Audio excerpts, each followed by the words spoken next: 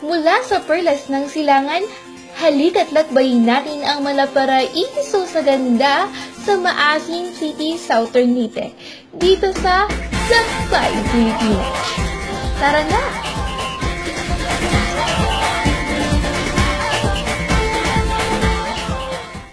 Piliin mo rin ang Pilipinas, nakulo ang kwintas ng tela.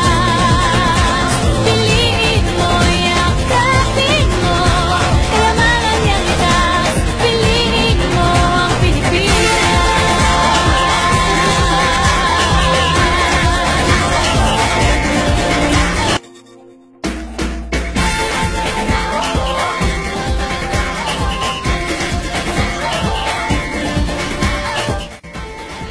Ang ating ngayong unang destinasyon ay sa Maasin City Plaza, kung saan ginaganap ang Pabulhon Festival tuwing Agosto.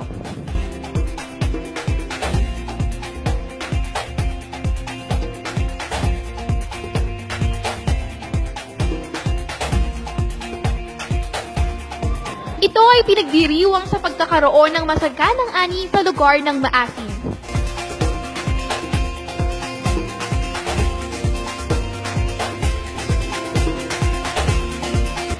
Next ay ang Maasin Cathedral. Isa ito sa pinakamatandang simbahang itinatag sa ating bansa. May halong traditional baroque at pagka-modern style. Para ka nang bumalik sa unang panahon kapag nakita mo ang ganda nito.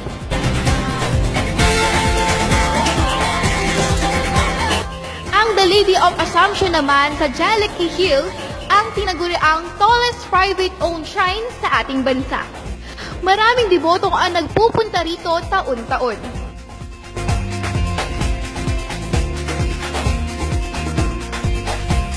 At kapag nasa tuktok ka na, para ka nang nasa langit dahil malapit na sa iyo ang estatwa ng Inang Maria.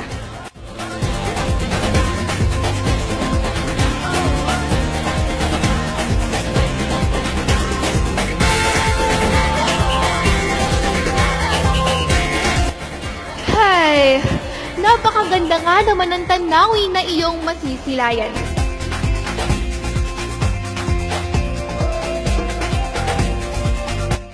Para naman sa mga lovers dyan, saktong-sakto! May lugar ang Maasin Leyte para sa inyo. Maari kayong sumakay ng potpot at baybayin ang kahabaan nito. Ito ang Espina Boulevard. Saan nga ba nanggaling ang salitang Maasin? Noong unang panahon ay may Kastilang nagtanong kung ano ang pangalan ng lugar. Ang katutubong nag-aakalang tinatanong kung ano ang lasa ng tubig na galing sa ilog ay sinagot na maasin-asin.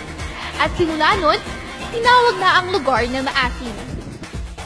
Para naman sa mahihilig mag-swimming at mag-diving dyan, ang Tangkaan Beach ang maaari niyong puntahan. Dahil sa malaasul nitong tubig, ay punong-puno din ito ng iba't ibang uri ng isda at coral reef na nakatira dito. Wow! Mapapa-speechless ka na lang talaga.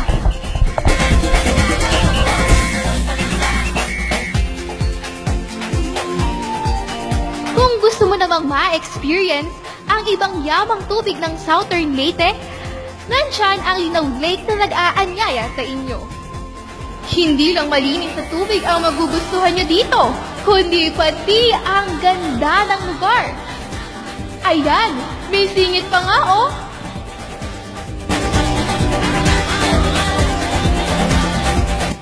Kung gusto nyo naman ng isang budget-friendly eco-adventure, hindi na kailangan pang lumayo dahil 15 minutes lang mula sa Maasin ay matatagpuan na natin ang napakagandang Macrohon Fish Sanctuary sa Barangay Santa Cruz.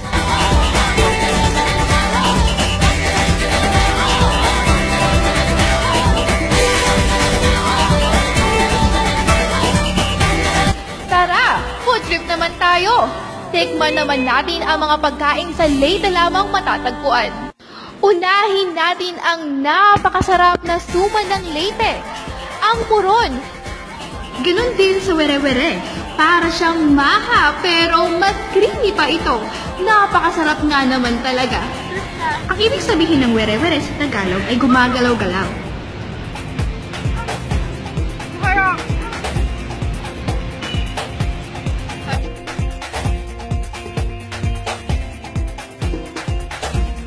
Ang prutas namang ito ay sa Leyte lamang makikita.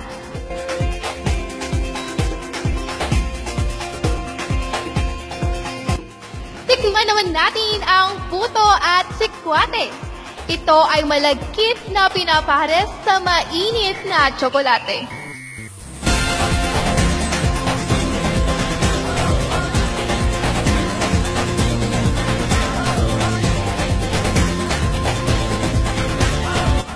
Mag-food trip naman tayo sa isang popular na kainan dito na McDo or McDo Doko-Doko.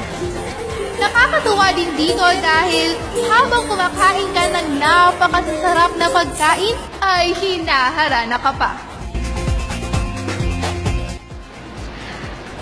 At ayan ang mga ilang natatagong yaman ng Maasin City, Southern Leyte.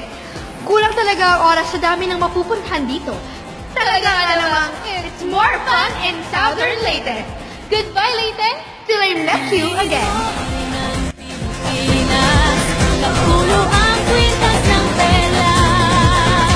Piliin mo, yakapin mo, kayamanan niyang itaas. Piliin mo ang Pilipinas.